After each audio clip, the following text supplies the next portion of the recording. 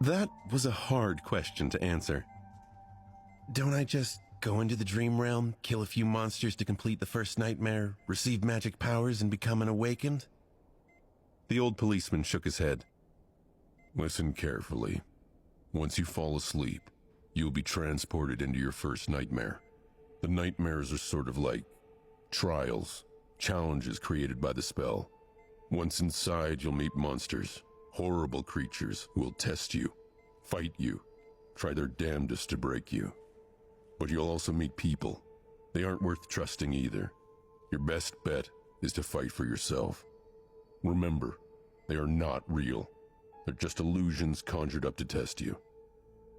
How do you know? The policeman just stared at him. I mean, no one understands what the spell is and how it works, right? So, how do you know that they're not real? You might have to kill them, kid. So, do yourself a favor and just think about them as illusions. Oh. The old policeman waited for a second, then nodded and continued. A lot of things about the first nightmare depend on luck. Generally, it shouldn't be overwhelmingly hard. The situation you're in, the tools you have at your disposal, and the creatures you have to defeat should be within the range of your abilities at least. After all, the spell sets up trials, not executions. You're a bit disadvantaged due to, well, your circumstances.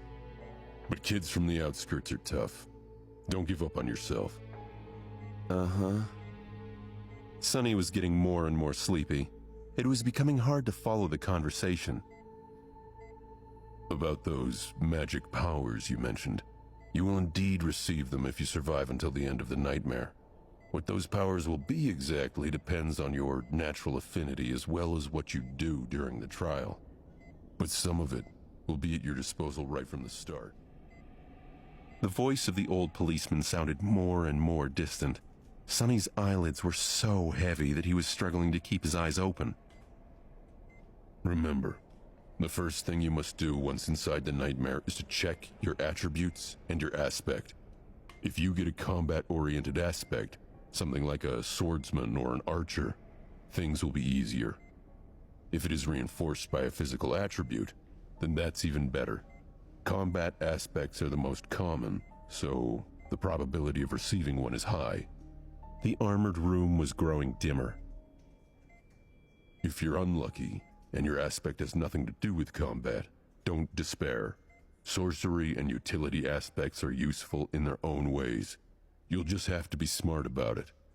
There are really no useless aspects. Well, almost.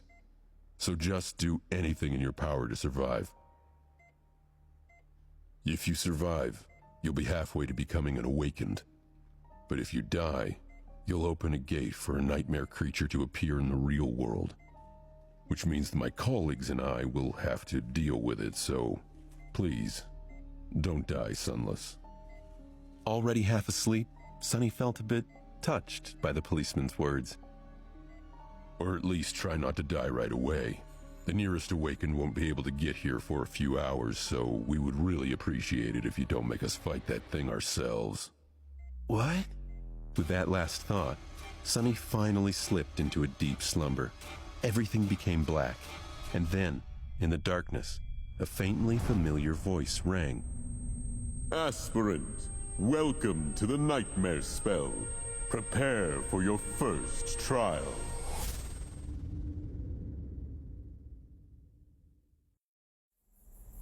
Sonny dreamt of a mountain, jagged and lonesome.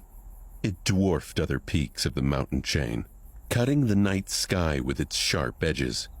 A radiant moon bathed its slopes in the ghostly pale light.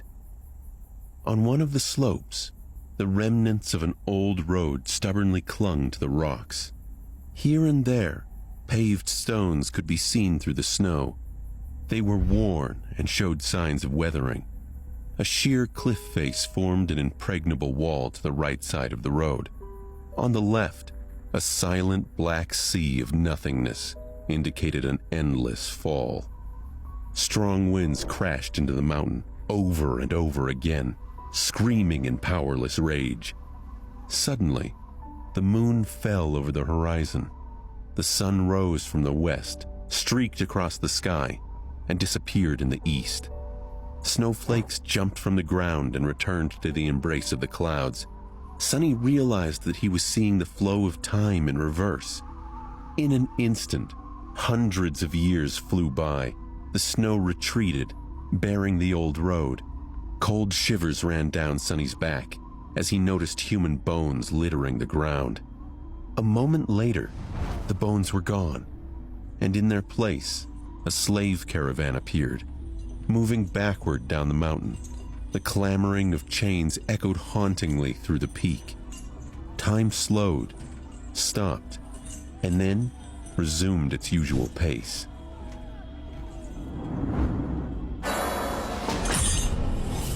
A loud voice boomed in Sonny's ears. Aspirant, welcome to the nightmare spell.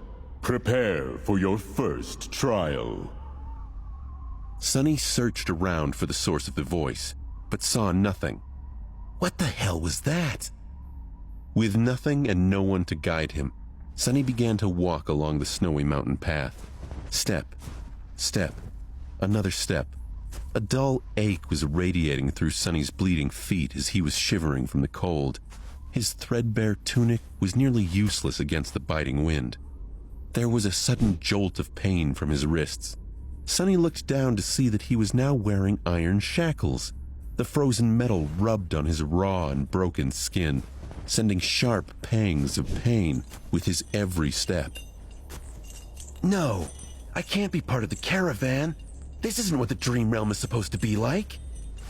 Sonny looked up and down, noticing a long chain winding up the road, with dozens and dozens of hollow-eyed people, slaves, just like him, shackled to it at small intervals. A man with broad shoulders and a bloodied back walked with a measured gait ahead of him.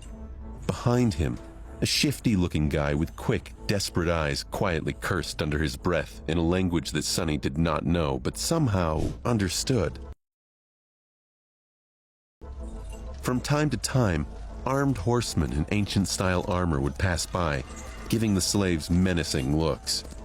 Sonny expected the first nightmare to be bad, but this wasn't like anything he anticipated. He was more bewildered than panicked. Usually, freshly chosen aspirants would find themselves in a scenario that presented them with a fair amount of agency. They would become members of privileged or warrior castes, with plenty of access to necessary weapons to at least try to tackle any conflict. Starting as a powerless slave, shackled and already half dead, was as far from being ideal as one could imagine. However, the spell was as much about challenge as it was about balance. As the old policeman said, it created trials, not executions. So Sonny was pretty sure that to counter this abysmal start, it would reward him with something good, a powerful aspect at least. Let's see, how